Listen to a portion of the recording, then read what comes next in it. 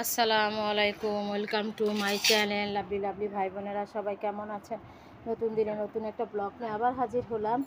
এই তো এইগুলো হচ্ছে কাটাকাটি করতেছি, কারণ মাস শেষ হয়ে গেছে। মাসের আমি দুইবার করে আদা রসুন মাসে করে কাটি। এখানে এই মাসে যেগুলো করছি একটু নিয়ে আসতে।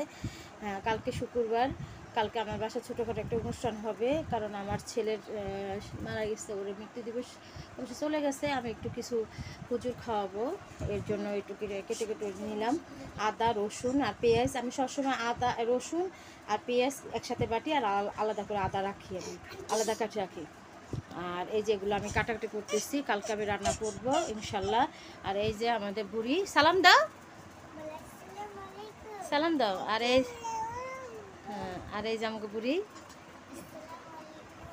তো ওরা আমাদের বাসার ছিল প্রায় 3 মাসের মতো। ওরা চলে যাবে কালকে, ওরা আমাদের বাসা থেকে চলে যাবে। এই তো ঠিক আছে, আমরা কাটাকাটি করি। আদা আমি রসুন আর হচ্ছে পেঁয়াজ একসাথে সবসময়, কারণ আমি তরকারিতে তো দেই সবসময়, এর জন্য আমি এই দুইটাকে সবসময় একসাথে কেটে কুটে রাখি। আচ্ছা ঠিক আছে, থাকেন আপনারা। এই তো আমার ছেলের ইন্টার পাসের, ইন্টার পাস করার পরে এই যে বইগুলো, কিছু কিছু বই আমি হচ্ছে মানুষকে দিয়ে ফেলছি, আর কিছু কিছু বই হচ্ছে সেল করে দিতেছি। এই যেগুলো আর আমার প্রয়োজন নাই, এগুলো আমার কাছে এখন বোঝার মনে হইতেছে। ঘর পরিষ্কার করার জন্য আমি এই বইগুলো সেল করে দিতেছি। তানবীরের ইন্টারের বইগুলো, ফার্স্ট ইয়ার সেকেন্ড ইয়ার বইগুলো।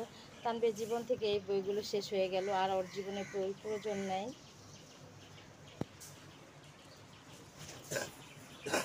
রান্না বান্না করলাম আজকে, ভাত রান্না করলাম, ডাল রান্না করলাম, পোলাও রান্না করলাম, তারপরে ফিশ ভাজি করলাম, তারপর হচ্ছে মুরগি গোশত রান্না করলাম বড় ডেগে, মশলা টেস্ট হয়েছে, আর লেবু সালাদ, এগুলো গুছিয়ে রাখলাম। আমার এখানে প্লেটগুলো যা যা আছে সব যেগুলো প্রয়োজন সেগুলো আমি গুছিয়ে রাখলাম। এই যে প্লেট, আর এই তো ঘর বিছনাটা নিচে খাবার দিব হুজুরদেরকে।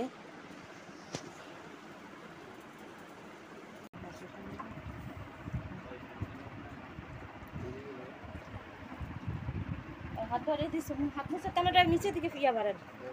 হ্যাঁ